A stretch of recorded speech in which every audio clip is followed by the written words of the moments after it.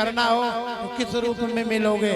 कहा मैं 3 रूपों में मिलूंगा, एक माता पिता बन करके, दूसरा ब्राह्मण बन करके और तीसरा गऊ बन करके। जब मेरी आपको याद आए 3 मेघ का दर्शन कर लेना। तो हमारे घर में बैठे हुए भगवान की हम पूजा नहीं करते हैं और मंदिर में प्रसाद चढ़ाते हैं, नहीं, ऐसा नहीं होगा।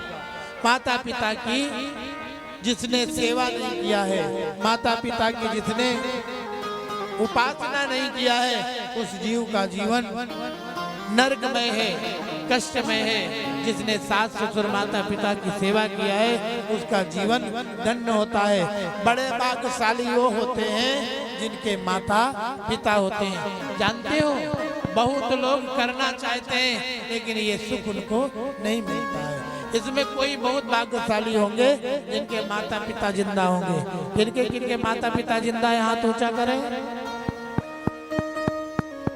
किनके 2 में दोनों होंगे, कोई के तो 2 में एक ही होंगे। और यहाँ ऐसे लोग भी बैठे होंगे कि कोई के माता पिता होंगे ही नहीं। इसमें कोई ऐसा है जिनके माता पिता नहीं है? आप भी मेरी ही संज्ञा में हो, मेरे भी माता पिता नहीं है। मैंने भी बहुत सेवा करना चाहा लेकिन परमात्मा ने छीन लिया। जब मैं 6वीं कक्षा में पढ़ता था, 10 वर्ष का था, तो माता राम का देहांत हुआ।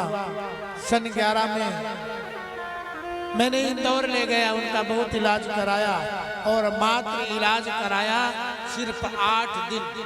शनिवार को गए और शनिवार को उनकी माटी वहां से प्रस्थान किया। उसमें मैंने 3 अस्पताल चेंज किया, बहुत प्रयास किया। और पिताजी ऐसे बीमार थे कि जिस दिन इंदौर उनको ले गया था तो कुएं से जल निकाल करके स्नान किया था।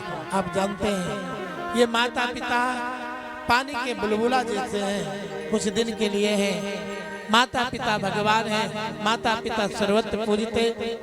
जिनने माता पिता के प्रति आराधना किया है, प्रार्थना किया है, उन्हें कोई देवताओं की पूजा करने की जरूरत नहीं है, उन्हें दान देने की जरूरत नहीं है। जिसने माता पिता को भगवान माना है, उनको तीर्थ जाने की भी जरूरत नहीं है, सत्कर्म करने की जरूरत नहीं है। और जिसने माता पिता की आज्ञा का पालन किया है, वो सदा तरक्की करता है, उन्नति करता है।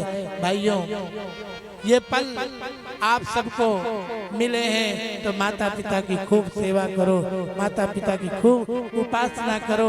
ये हमारे जाने पहचाने धरती के देवता हैं, इनकी आराधना से जुड़ो, इनकी पूजा से जुड़ो, इनकी आज्ञा का पालन करो, इनका सम्मान करो, तभी जीवन आनंदमय होगा।